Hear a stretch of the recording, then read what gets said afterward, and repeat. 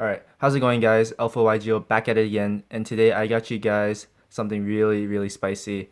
It's DDD, and DDD is one of my all-time favorite decks in this game, if not my absolute favorite. And unfortunately, since Master Rule 4, the deck has become nearly unplayable because of all the changes that's happened. But today I'm bringing you guys a way that I feel like is a really efficient way of playing the deck at the moment. There are many ways to play this deck, and I'm probably gonna bring you guys like multiple different versions of it later on. But today I'm bringing you guys one of my most favorite versions and probably the most competent version, more or less, among all of them. So without further ado, let's get started.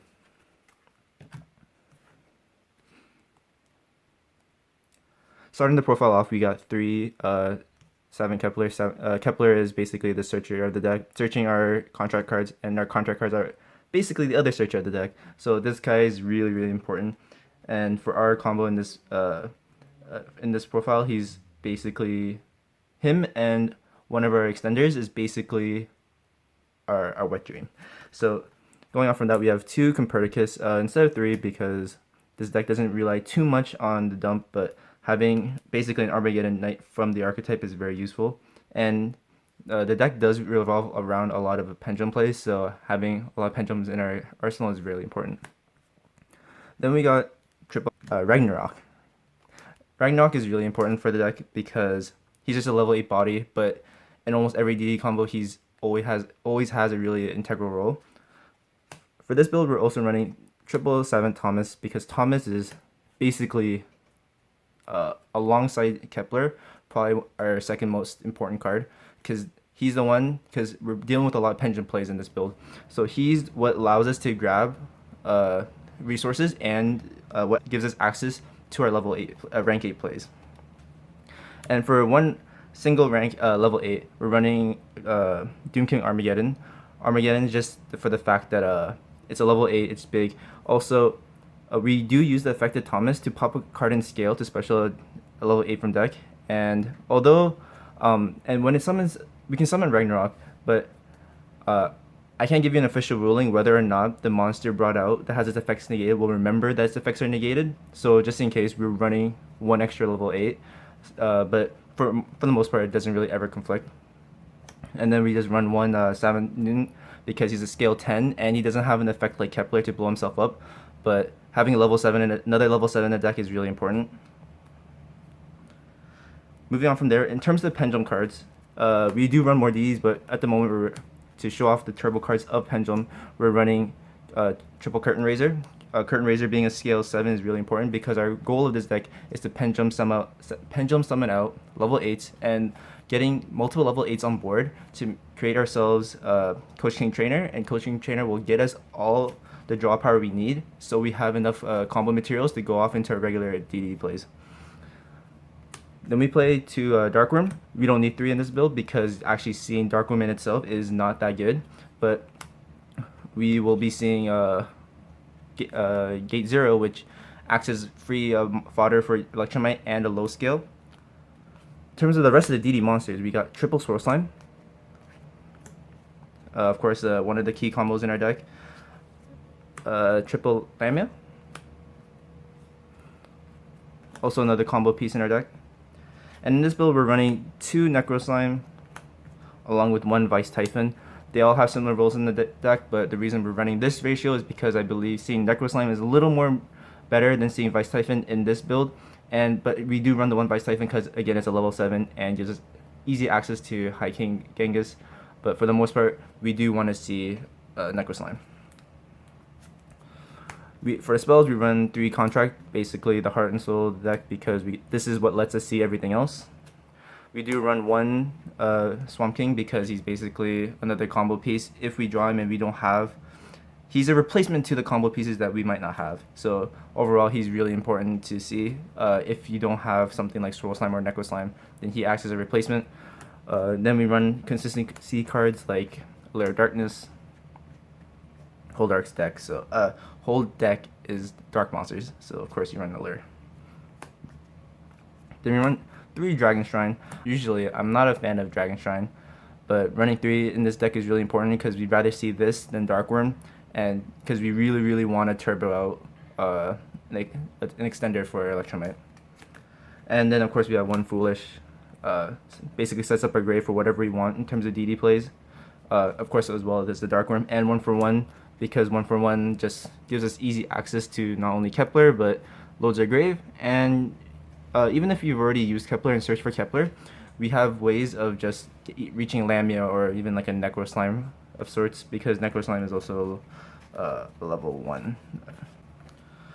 Moving on from there, we have our extra deck, which includes 2 regular Genghis, one of our initial pieces to our combo once we want to get into our DD plays and get our negates on board. Also run the 1 high Flame King Genghis. I know a high king is technically better than the low one, but in terms of the more likely chances and ratios of what we'll see during our combos, I think bringing out the little one is more likely than the big one, and we also have a lot of access to level 8s to begin with, so we don't really need to spam too hard on the High King Genghis.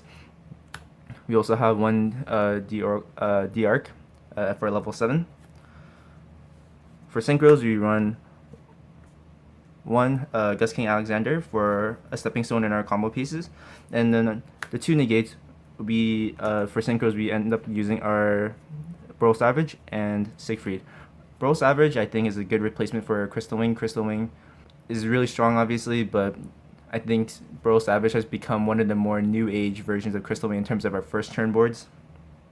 But feel free to use them if you like.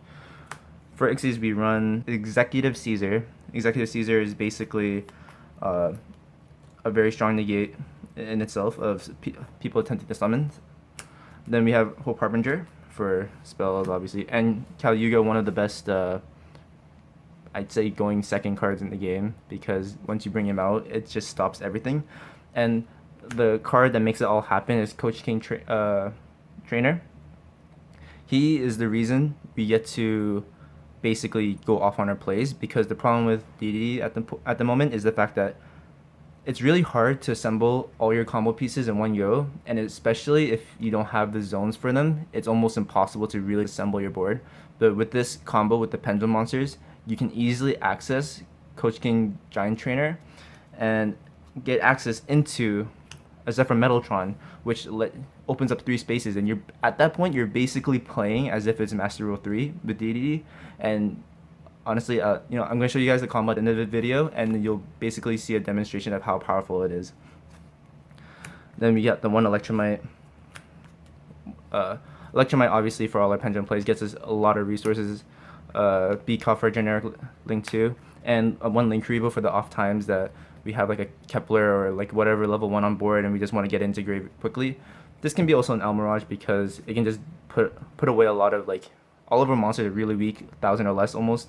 So we have easy. If it was an Almirage, we can easily send them away for a down arrow, but for the most part, Link Rebo is just as efficient.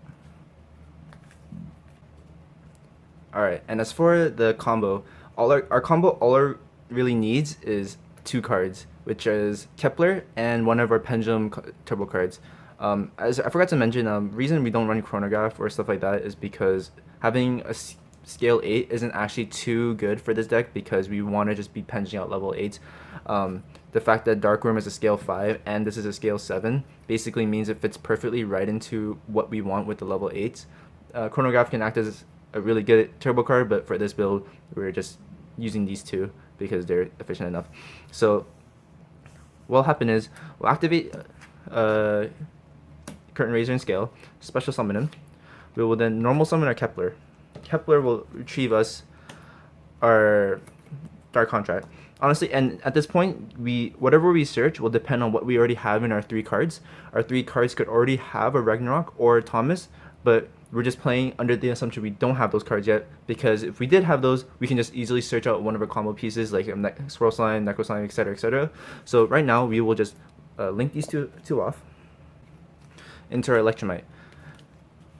Electromite's effect will go off where we get to send, let's say, for this example, we're going to send the Ragnarok, and with the effective contract, we will be searching ourselves Thomas. Thomas will be put into scale. His effect will activate where we can grab a DD monster from our face-up extra deck, which will be Kepler in this case. And using the effective Electromite, we'll pop Thomas, to not get back Ragnarok, but to get back our turbo card. And of course, upon the destruction of a card in our scale, we will be able to draw one. So we will now be at 4 cards plus the 2 scales we have just acquired. I'll just put those two off to the side. We will then set into scale our scale 10 into scale 7. We can only pendulum summon DD monsters at this moment, but all we really need is to pendulum summon the Thomas and the Ragnarok. Of course, there's nothing engraved, so we can't really resurrect anything with Ragnarok, but Thomas's effect will activate, where we get to pop the Thomas, and he can bring out ourselves a level 8 from the deck. In this case, we shall use Doom King. At this moment, since we finally have all 3 of our level 8s on board, we get to overlay all of them into Coach King Trainer. And with Coach King Trainer, we can use his effect up to thrice per turn, which is ironic just because, you know, it takes 3 materials to make him, so it's not like you're really using him more than once. But we get to detach all 3 materials and draw ourselves 3 cards. Whether it be monsters or whatnot, the burn damage can be useful, but for the most part, we really just want those 3 cards. So right now, we have 7 cards in our hand. This is where the combo becomes somewhat RNG, because we really want our combo pieces among these 7.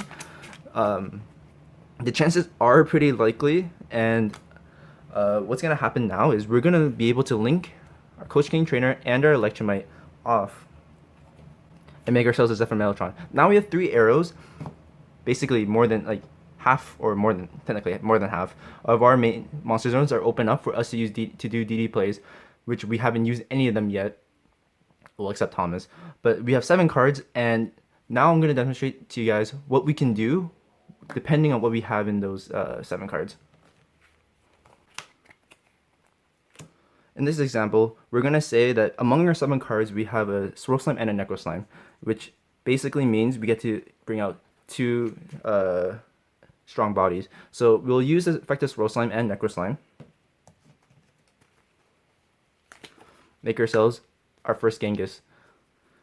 We will then use the effect of Necro Slime Engrave, and keep in mind we have our loaded graveyard of 3 level 8s. So in this case, even if these didn't exist, we'd be able to use Necro Slime along with Swirl Slime, but for the sake of this video, it's much more smart to use Necro Slime, banish him, along with our Thomas, to bring out our second Genghis. And of course, we can't use both of them, but we only need one, so we can use the first Genghis that was already on the field to special summon Ragnarok. And upon Ragnarok's effect, he will summon out our second level 8. And with this, we can easily overlay everybody into Executive Caesar and Hope Harbinger. Now, honestly, this is pretty good considering we just needed 2 more cards out of our 7. But if we rewind the board just a little bit,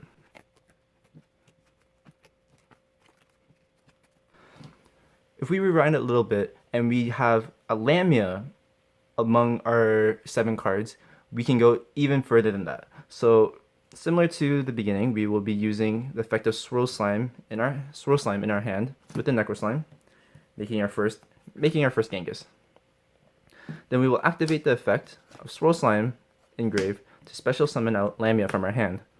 This will trigger Genghis and allowing us to summon Ragnarok. Ragnarok, of course, being able to summon out the Doom King. And just to clear up some extra space, we'll XYZ right away into Hope Harbinger. Currently in our grave is a Necro Slime and a Thomas. We will be able to sync these 2 into Gus King Alexander. From there, we'll be able to use Necro Slime, and for the sake of argument, let's just use Genghis over there. Bringing out our Oracle King. Upon Oracle King summon, we will be able to use Alexander's effect to special summon the Lamia, and from here we can synchro these guys once more. Bring out our Savage Dragon. And upon Savage Dragon's effect summon, we'll have his effect where we can attach Electromite onto him.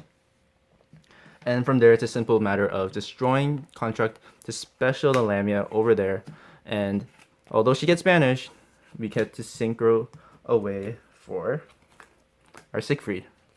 So depending on what you're able to accumulate in your hand from among the 7 cards, if you have 2, you have to get Executive Caesar and Hope Harbinger, but with 3, you're able to end on these 3 amazing monsters. But with that said, thank you guys so much for watching this profile. I can't wait to bring you guys even more content. But with that said, Alpha YGO signing out.